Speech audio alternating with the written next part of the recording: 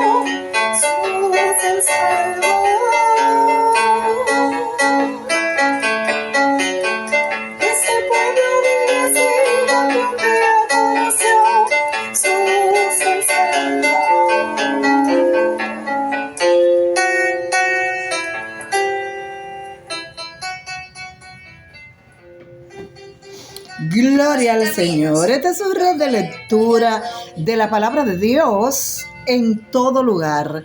Donde te encuentres, querido amigo, querida amiga, y tú puedas escuchar esta lectura de la palabra de Dios, compártela conmigo. Leamos juntos.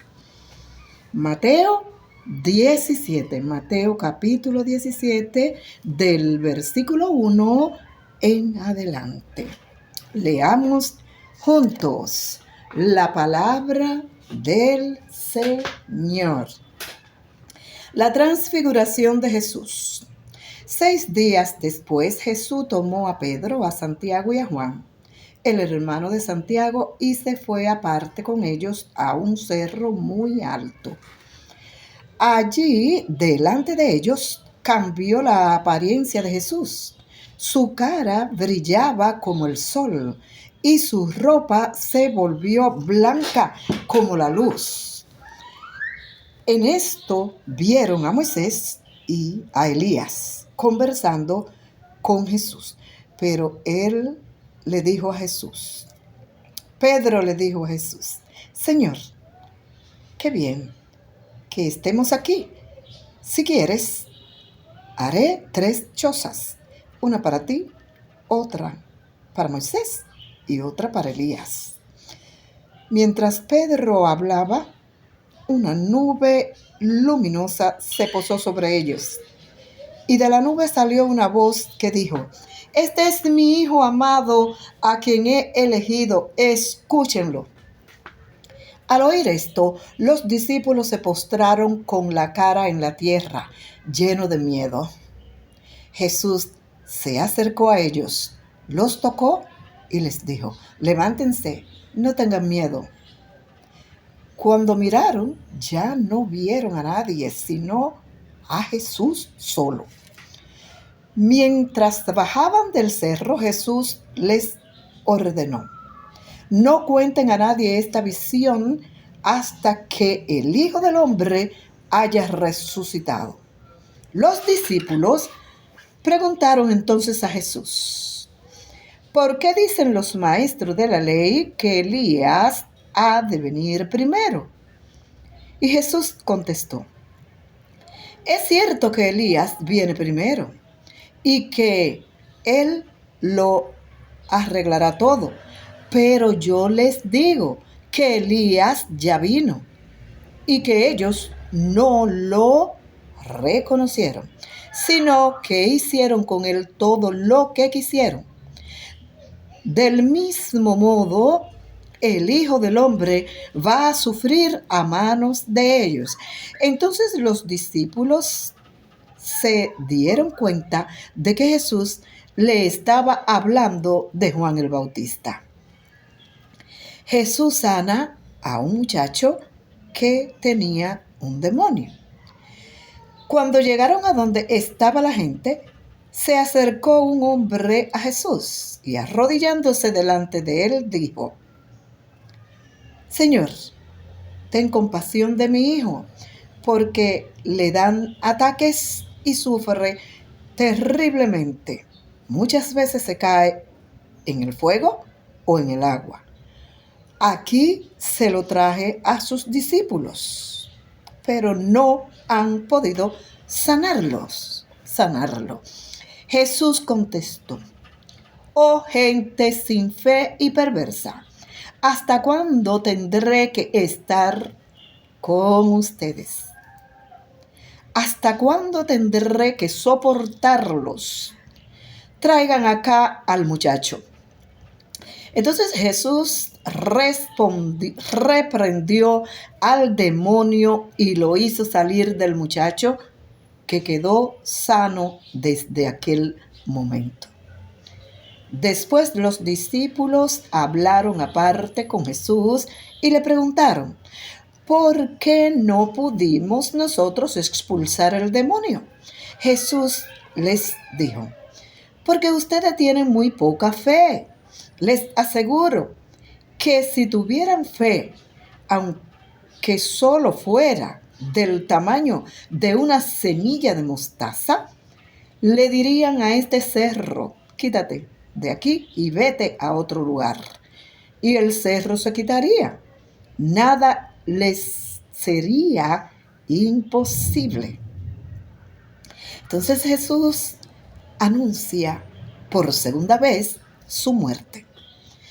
Mientras estaban junto por la región de Galilea, Jesús les dijo: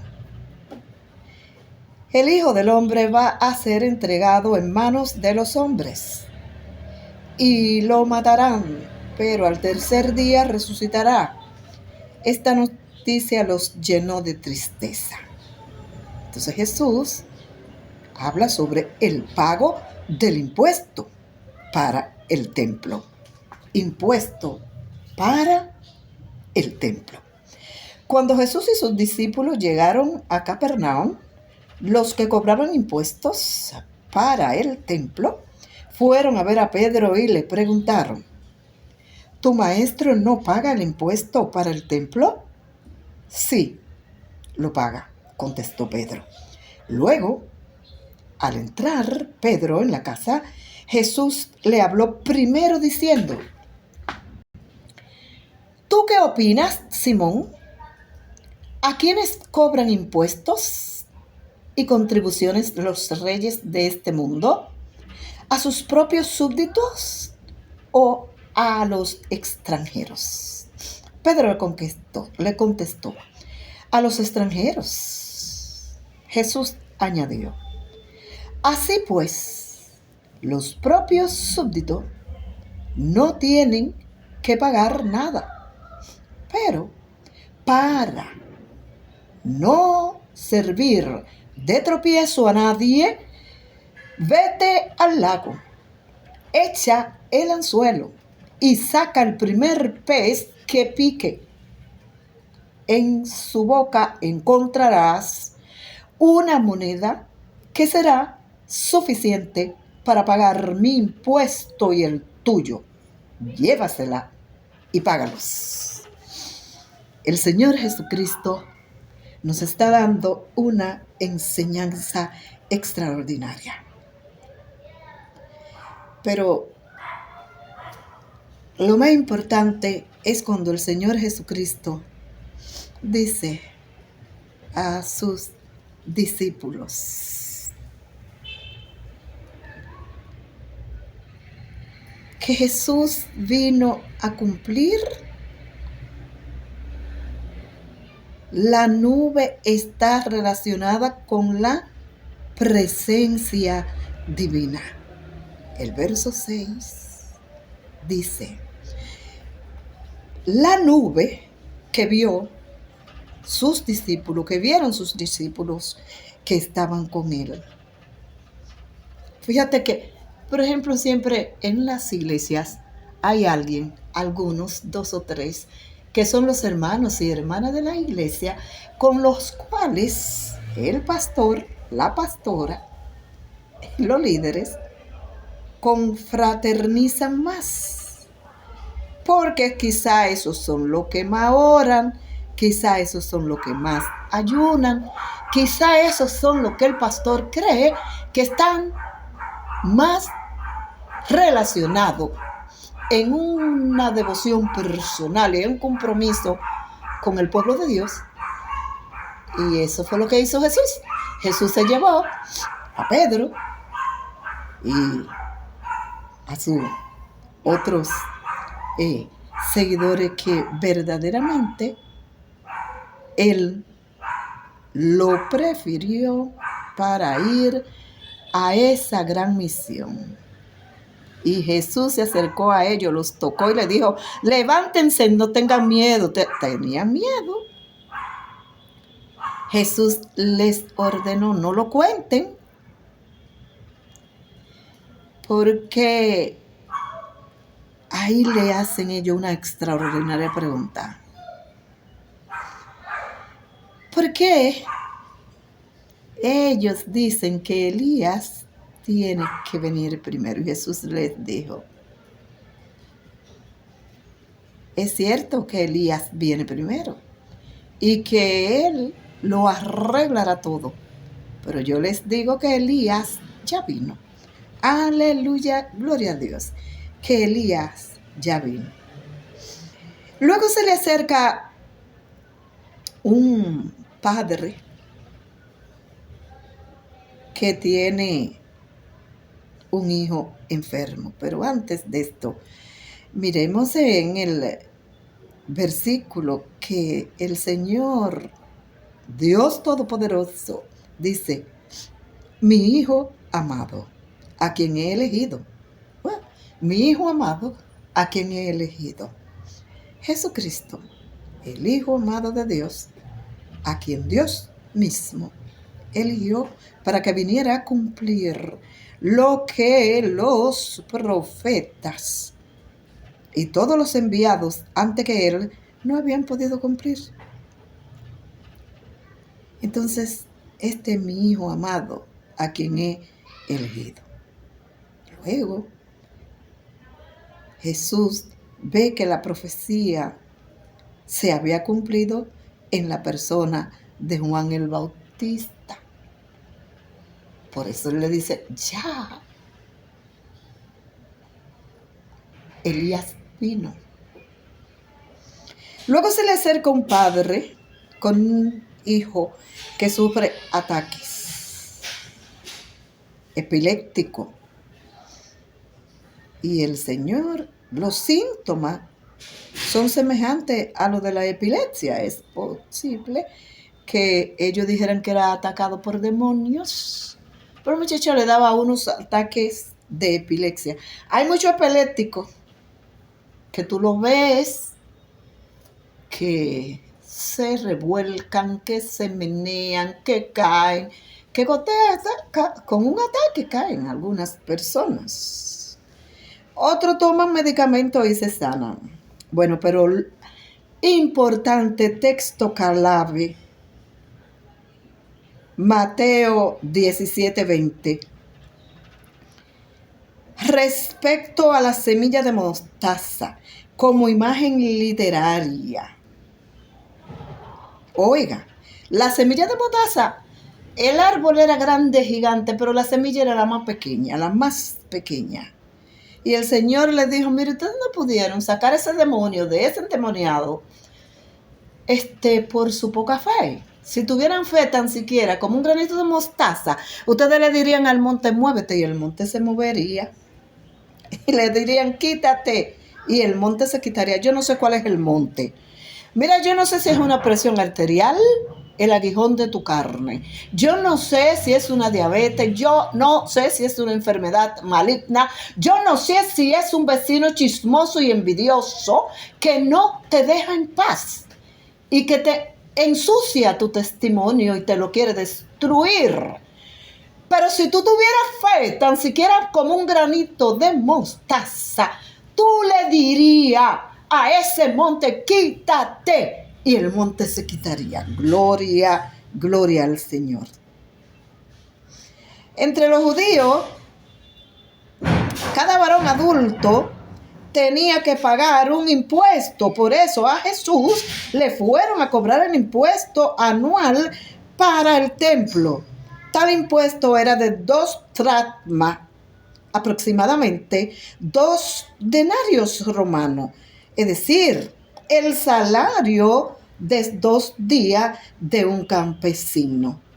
Ellos le preguntaron a Pedro si él no pagaba, si Jesucristo no pagaba el impuesto para el templo. Y obviamente el Señor Jesucristo le dijo, él no tenía eso, pero para mostrar que él era el elegido de Dios, como había dicho anteriormente, le dijo, mira, ve al lago, busca un pez y en la boca tú vas a encontrar la moneda que va a pagar esa 2 dracmas. Gloria, gloria al Señor. El Señor nuestro Dios Padre Todopoderoso fue aquel que desde el trono de la gloria al pesebre vino a morir por ti y por mí, querido amigo. Gloria al Señor.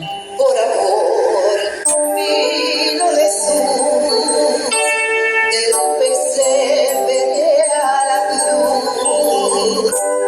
Nació Jesús, testimonio de Dios Hijo, para salvación, un sacrificio, una ofrenda de amor. Nació Jesús, Rey justo, para mis deudas, único Rey de los siglos, De la cruz exaltado, glorificado por Dios, ministro del santuario, creador del nuevo pacto.